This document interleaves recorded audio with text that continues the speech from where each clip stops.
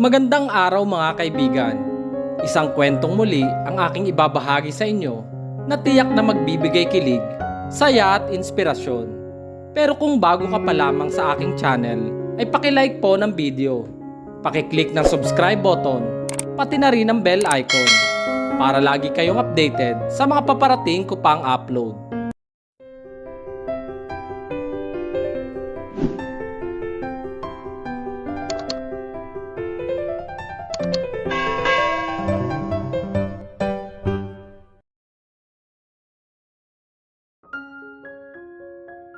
Blake's personal voice. Oh, what are you doing, Grace? Hindi ko inaasahan na bigla na lang itong yumakap sa akin at tinangkang halikan ako sa aking labi. Ngunit mabilis ko namang naiiwas ang aking mukha. Can't you see that I like you? Let me correct it. I'm getting gaga over you. Blake, she said as she whispered in my ears. I know I'm gorgeously handsome and women can't resist me. But what the heck? Wala bang delikadesa ang babaeng ito? We're in the middle of an important meeting and lots of important people are here. It's a business conference that we're attending right now. You know where we are, don't you? Ang tanong ko, baka kasi nakalimutan niya na we are in a public place. Pinilit ko maging casual ang boses ko pero hindi ko magawang kumilos ng normal dahil sa mga kamay nitong gumagapang sa aking katawan. Grabe ang kiliting idinudulot nito sa buo kong pagkatao. Yes, I know. Malamig na sabi niya na ang mga labi ay hindi inaalis sa puno ng aking tenga. This is not the proper place to do that, sweetie. Nadadala na rin ako sa kapusukan ng babaeng ito. Then, let's go somewhere else. More private. It's just you and me. Sa sinabi niyang iyon ay para bang may isang bahagi ng katawan ko ang bigla na lang na-excite. How can I say no to this goddess beside me? Yes. Grace Montenegro is known as the goddess of fashion world. Men are dying just to date her, and it's a great privilege for me to be recognized by this girl without taking any effort at all. Oh great, let's talk about it later. I don't want to get others' attention. Pinigilan ko ang kamay nito na patuloy na gumagapang diretso sa pagitan ng aking mga hita. Silly. Medyo nabitin ito sa ginawa ko. Bakas ko sa mukha niya. Not this soon, sweetie. Just save your energy later. Pilyong ngiti ang binigay ko dito sabay kindat. That's more like it. We were having a good time then, honey. Mark my word. Napakagat pa ito sa pang-ibaba niya labi na lalong nagpa-sexy sa kanya sa aking paningin. I'm turning on and on with her now. She knows how to play the fire and I'm very much willing to get burned under her spell. Oh no, it's 2 o'clock in the morning when I spotted the clock hanging on the wall. Naparami ang inom ko at masakit pa ang ulo ko dahil sa epekto ng alak. Pilit akong bumangon ngunit may mabigat na bagay na nakadagan sa akin and I realized that I'm on Grace's place. After ng business conference ay dito na kami dumiretso. No, hindi na nga pala namin tinapos ang conference na iyon. We can't fight the fire that we set together so we decided to leave right away. At ang mabigat na bagay na nakadagan sa akin ay walang iba kung hindi siya. We're both drunk and I don't know kung ilang beses namin pinagsaluhan ang very intimate moment na iyon. All I can remember is she's wilder than I expected when it comes to bed. To the point na ako na mismo kusang sumuko sa kanya. This girl is so liberated. Napapailing na napangiti na lang ako. I feel so exhausted. Talaga namang inubos niyang energy ko the whole night. Marahan ko itinulak ito para tuluyan akong makabangon. Napabaling siya ng higa at tumambad sa akin ang kahubdan niya. Pareho kaming walang saplot na anuman sa katawan tanda ng aming paglalaro sa buong magdamag. Yes, she's perfectly beautiful from the face down to her gorgeous body and as a man, I can't really resist the temptation of being with her right now. It takes me a lot of courage in not to touch her once again. So instead of doing that, I just get a blanket and cover her tempting body. Hindi na mabibilang sa daliri ang mga babaeng nakasama ko. Men are naturally born polygamous. It's in our system and because we know how to appreciate true beauties, they're just misinterpreted it. I'm so lucky to have everything in this world. The looks, the money and the power at ang mga iyon ay ang mga dahilan kung bakit madali lang sa akin ang magpapalit-palit ng girlfriend. I enjoy the privilege of being me, so young, wild and free. I must admit, I hate commitments and I don't take relationships seriously. It's because I'm afraid to get hurt. So bago pa lumalim ang nararamdaman ko para sa isang babae, ay pinuputol ko na ito. For me, it is all a game. Marami na akong pinaiyak, pinaasa at sinaktan.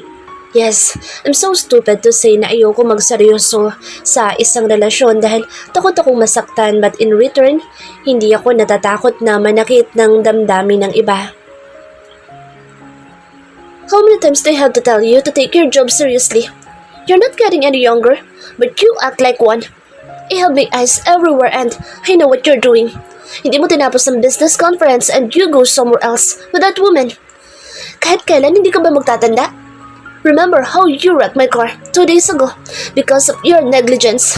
I'm sick and tired of your behavior. Hindi nakabubuti sa iyo mga babae. They are just making you worse and worse day by day. Bakit ba hindi ka nalang humanap ng babaeng seseryosohin mo? You're already 29. Ang dapat sa iyo mag-asawa na at bumuo na sarili mong pamilya para magtinu ka na. Parang sasabog ang tenga ko sa napakaagang sermon ni Dada. Nasa harap kami ng lamesa para kumain pero paano ko naman magagawa iyon? Nawala na ako ng gana. Habang si Mommy at ang nag-iisa kong kapatid na babae ay cool na cool lang. Sa bagay hindi ko sila masisisi. Sanay na sila sa araw-araw na sermon. Ang ipinapaalmusal sa akin ni Daddy. Dad, it bored me to death. That's why I left.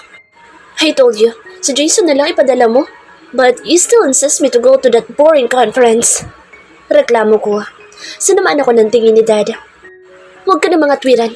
Don't you forget that you're the one who volunteered to be my representative there? I might be old but my mind is still sharper than yours. Natameme ako sa sinabi nito. Oo nga pala, ako ang nagpresenta na umattend ng conference na iyon para magpag-good shot sa kanya. Dahil sana ibangga ko nga ang bagong-bagong Rolls Royce nito. You know what, kuya? Dad was right. Mag-aral ka kaya uli. Nabubobo ka na dahil dyan sa pagiging babaero mo. Mataray na sabi ng magaling kong kapatid na umiikot-ikot pa ang mga mata. I gave her that glare. You know what to, my dear sister? Huwag kang makasabat sa usapan ng matatanda. Just keep your mouth shut if you have nothing good to say. Asar na sabi ko dito. You know naman pala na matanda ka na. Bakit nag-iisip bata ka pa rin? If you don't want to be scolded, act like your age. Grow up, kuya. Ay, kung hindi lang magagalit sila mommy at daddy, kanina ko pa binato ng plato ang napaka-sweet at very supportive kong kapatid na si Bianca Scott. Pinandalatan ko ito ng mata at dumila lang siya sa akin. Aambahan ko na sana ng suntok ang kaso, sakto naman bumaling ng tingin sa direksyon ko si mommy, kaya hindi ko na itinuloy. Nagkamot na lang ako ng ulo kunwari. Enough! Nasa harapan tayo ng grasya. Magsakay na nga lang kayo. No more arguments, okay? Naririndi na ako. Single ni mommy sa amin. Kapag si mommy na talaga nagsalita, tiklop kami lahat and so is daddy. That's how he loves and respect mom. Pagdating sa bahay, si mom ang boss namin and no question asked. Period. Hindi ko mapigilan ang mapaiyak habang pinagmamasdan ng wedding gown na nakatakda kong suotin ngayong araw. Nakapagdesisyon na ako at hindi na mababago iyon. Kagabi lang ay gumawa ko ng sulat para kay Damian. Sulat na magpapaliwanag kung bakit gagawin ko ang mga bagay na ito. Miss Angeline, we're done on your makeup. Pwede na po natin isuot ang wedding gown ninyo sa inyo. Ang sabi ng stylist ko na si Maru. Oh, okay. Please do. Inumpisahan ko na ang tumayo at 3 alalay ng fashion designer na sa Demi ang nagtulong-tulong upang ma-fit sa akin ang aking damit pangkasal na nagkakahalaga ng mahigit 1,000,000 piso.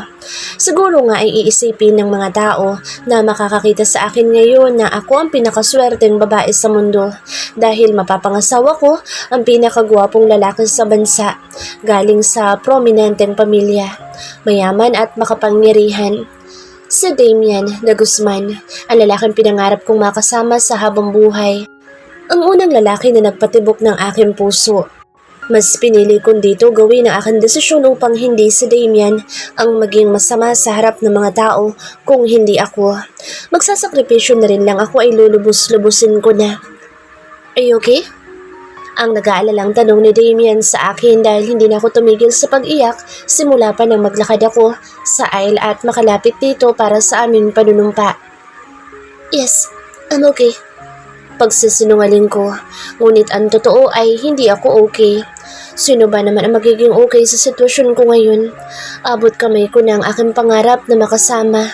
Ang lalaking pinakamamahal ko ngunit nagsusumigaw ang katotohanan na ang lalaking pakakasalan ko ngayon ay may mahal ng iba. Ano ba ang laban ko sa babaeng iyon lalo pa at may anak sila? Ayokong ikulong siya sa panghabang buhay na relasyon na ako lang ang nagmamahal. Hindi rin naman ako magiging masaya ng ganoon. Whatever happens today, just always remember that I love you so much. And I'm doing all of this because all I want is for you to be happy. Malungkot na sabi ko. Patuloy lamang ang pagdaloy ng aking mga luha na para bang hindi siya nauubos. Makahulugan na tumingin ito sa akin. Nagtatanong ang mga mata niya at may kasamang pag-aalala. Could you please tell me what's wrong at... Magsasalita pa sana ito pero inutusan na kami ng pari na tumayo 10 ng aming mga bisita sa napakagandang simbahang iyon. Hindi ko na naintindihan ang mga sinasabi ng pari. Abala ang isip ko sa maraming bagay at narinig ko na lang nang magtanong ito. Damian de Guzman, do you accept Angeline Melendez to be your lawful wife for richer and for poorer, in sickness and in health, till death do you part? Agad kong ibinaling ang tingin kay Damian. Alam ko na buo na sa loob niyang pakasalan ako. Ganun siya karesponsable na tao at yun ang nagpursige sa akin para mas lalo ko pang ipagpatuloy ang aking plano. Labis ang pagmamahal ko sa kanya. Ang gusto ko lang ay maging maligaya siya at hindi ako ang babaeng makapagpapaligaya sa kanya. Yes, I do. Walang gatol na sagot niya habang titig na nakangiti sa akin. Napapikit ako at hindi ko na naman naiwasan na malaglag ang mga luha sa aking mga mata. Mahal na mahal kita, tanggap kong hindi tayo ang para sa isa't isa. Dalangin ko lang ay maging masaya ka. Napakaslot ako nang ako naman ang tanungin ni Father. Angeline Melendez, do you accept Damian de Guzman to be your lawful husband? For richer and for poorer, in sickness and in health, till death do you part? Nanatili akong nakayuko. Desidido na ako sa aking gagawin. I'm so sorry. I'm so sorry, Damian. Hindi ko na pinagkaaksayahang tingnan pa ito. Ayokong makita mukha niya dahil natatakot ako na baka magbago ang isip ko. Kaya naman agad ako nagtatakbo palabas ng simbahan. Alam kong masama ang naging dating ng ginawa ko sa mga taong nakasaksi sa aming sanay kasal. Ngunit wala na akong pakialam sa iisipin nila. Ang mahalaga ay malaya na siya at hangad ko ang kaligayahan niya. Tumakbo ako sa gitna ng ulan na walang eksaktong patutunguhan. Until I almost bumped into someone's car when I tried to cross the street. My eyes were too blurry because of the tears and the rain that keeps on falling into it. That I can't see nothing. I was so lucky na hindi ako napuruhan. Nakapagpreno agad ang driver bago pa ako tuluyan na mabangga. John, are you trying to kill yourself? Sigaw ng lalaki na sakay ng kotse at galit na lumabas ng sasakyan para harapin ako na hindi inalintana ang malakas na ulan. Sinamantala ko ang pagkakataong iyon at agad kong tinuho ang pintuan ng kotse nito na sa tuwa ko ay bukas naman. Sa backseat, dali-dali akong pumasok sa loob at naupo. Hey, what do you think you're doing? Asar na tanong na naman niya na pumasok ulit ng kotse at buhat sa pagkakaupo sa driver's seat ay pumihit itong paharap sa akin. Saglit akong natigilan. You almost hit me, so you're the one who's responsible with me now. Kung magpapadala ko sa takot sa lalaking ito ay walang mangyayari sa akin. I need a shelter and I have no money. Siya lang ang naiisip kong makakatulong sa akin. Are you damn crazy? Budol-budol ka siguro ano? At modus operandi ninyo ang mambiktima ng mga sakyan at mangkarnap. Now tell me, nasan mga kasabot mo? Napabuga ako sa hangin. Sira ka pala no? Pagkatapos mo ko buntikan ng banggain, ngayon naman pagbibintangan mo ako ng isang carnapper? You jerk! Hindi ko na mapigil ng aking sarili na mainis dito. Hey, look at you. Luma na yung style na yan magpapanggap ng runaway bride para makapangbiktima. Totoong runaway bride ako at hindi ako isang carnapper. Wala akong pakialam sa sakyan mo, no? I can buy plenty of that if I want to. Nasar na ako sa kaantipatikuhan ng lalaking ito pero wala akong choice kung hindi ang humingi ng tulong dito. Really? You can buy plenty of this? Then why I saw you walking? Hello? Runaway bride nga ang peg ko, di ba? Wala naman ako nakitang runaway bride na sumakay sa kotse. Meron siguro, yung kay Julia Roberts, dahil sumakay siya ng kabayo. Mahabang paliwanag ko. Runaway bride ka nga ba? O hindi ka lang sinupot ng groom mo? Pangasar nito sa akin. At bakit mo naman nasabi yan? Asar naman na tanong ko. Tinignan muna ako nito from head to toe. Tingnan mo naman kasi ang itsura mo. Kahit ako ang groom mo, hindi kita sasiputin. Para kang bangkay na kaaahon lang sa hukay. Pinandilatan ko ito ng mga mata. Excuse me? Ang ganda ko kaya, no? Mataas ang kumpiyansa at nakapamewang pang sabi ko. Nasaan ang ganda? Tumingin ka kaya muna sa salamin at pagkatapos saka mo sabihin sa akin maganda ka. Wow, ang yabang din talaga ng isang to.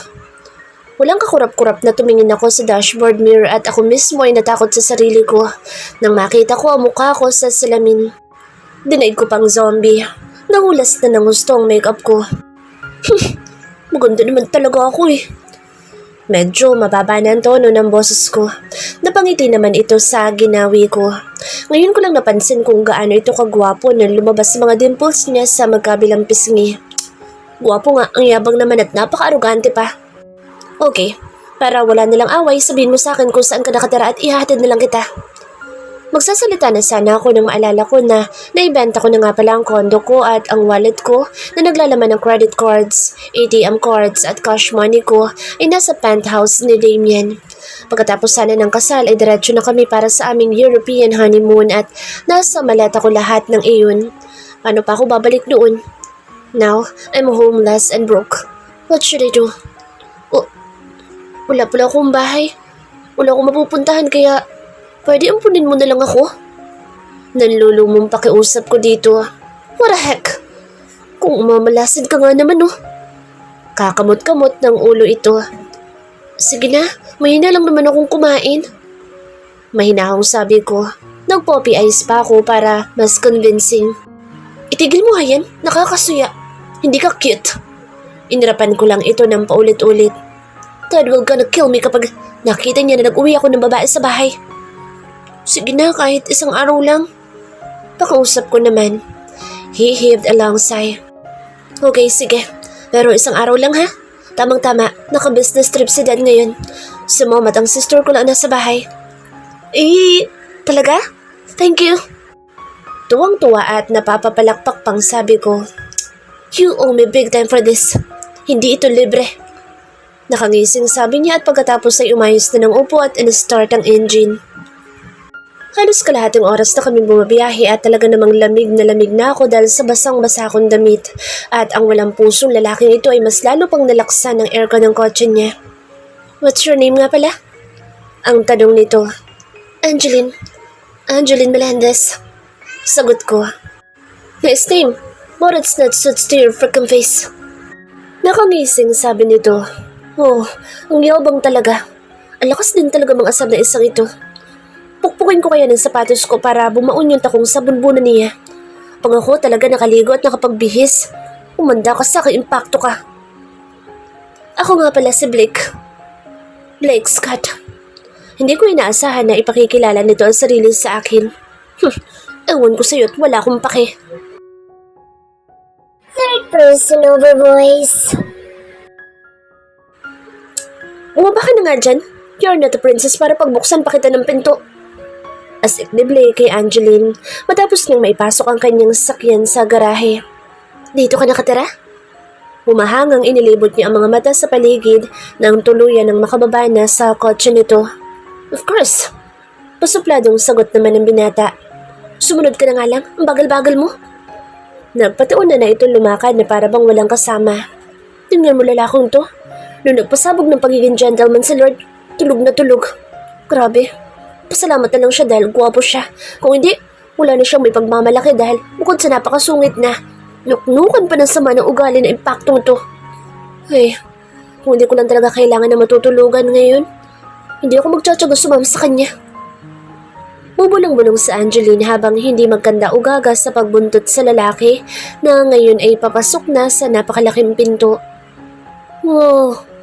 Napanganga siya nang sa pagbukas nito ng pinto ay 10 nakaunipormadong maid ang sumalubong dito. Huh, ano siya, prinsipe? Grabe! Hindi siya makapaniwala na ubod ng yaman pala ang masungit na ito. Where's mom? Agad na tanong ni Blake sa mga kasambahay at inilibot ang mga mata sa paligid. Ay sir, nasa kitchen po nagluluto. Sagot na isang kasambahay pero nakayuko. Huh, ang weird ha? Bakit hindi nila tinitingnan impaktong ito? Nagtatakang tanong niya sa sarili dahil napansin niya na nakayuko lahat ng mga kasambahay. Nagulat na lang siya nang biglang hawakan ni Blake ang kanyang kamay at hatakin. Let's go. Ang sabi nito na hindi pa rin binibitawan ang kamay niya. Siya naman ay hirap na sa pagsabay dito dahil sa kanyang mabigat na wedding gown na basang-basa pa hanggang ngayon. Papunta ang dalawa sa kitchen pero nang mapadaan sila sa sala ay natigilan itong si Blake ng may makapangyarihang boses na bigla na lang nagsalita. Finally, this is the very first time that you brought a girl in this house. Aren't you going to introduce me to your girlfriend, son? Tom, hindi mapigilan ni Blake na mapamura ng mahina ngunit hindi naman iyon nakaligtas sa pandinig ni Angeline. Dad, it's not what you think it is. And why are you here? Akala ko ba nasa business conference ka? Hindi siya makapaniwalang nandito ang kanyang ama ngayon at higit sa lahat na pagkamalan pa nitong girlfriend niya ang impaktang kasama. Pinalakihan ng mga mata ni Francis ang anak. At ikaw pa talaga may gana magtanong sa akin? Tumayo ito sa couch at lumakad palapit sa dalawa. Napahigpit naman ang kapit ni Angeline sa braso ni Blake at nagtago pa siya sa likuran nito dahil sa takot sa ama ng binata. Hey, huwag kang matakot, Iha. Natutuwa nga ako dahil sa wakas may dinala ng babae dito ang anak ko. Ang ibig sabihin lang noon ay seryoso siya sa iyo. Napamaang siya sa sinabi nito. Gustong magprotesta ng isip niya pero ayaw naman bumuka ng bibig niya para sabihin ditong maling-mali ang iniisip nito. Nanatiling tahimik lang siya. Hindi niya kayang salubungin ang tingin ng matandang Scott. Mukhang napakataas nitong tao at masyado siyang naliliit sa kanyang sarili, lalo pa at ang dungis-dungis niya ngayon at basang-basa pa.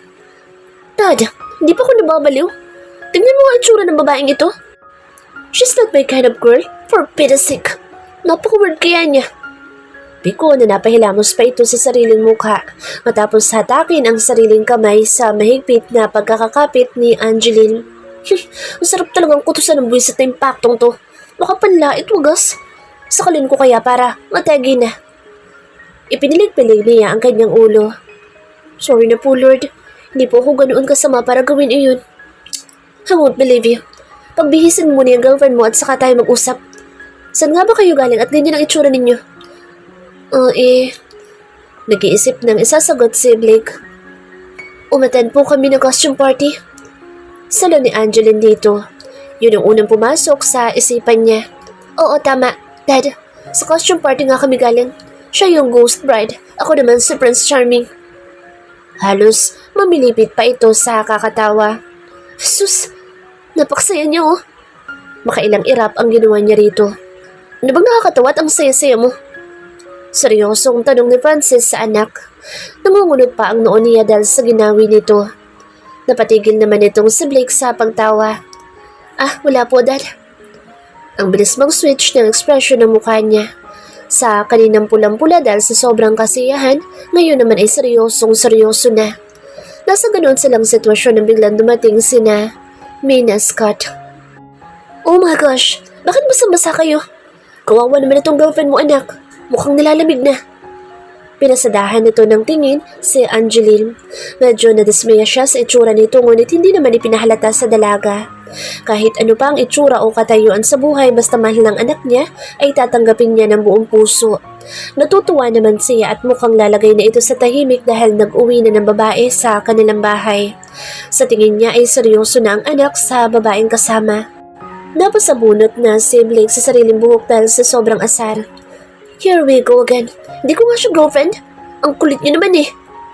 Mariing tanggi nito. Sa likod niya ang babae sa kanyang tabi.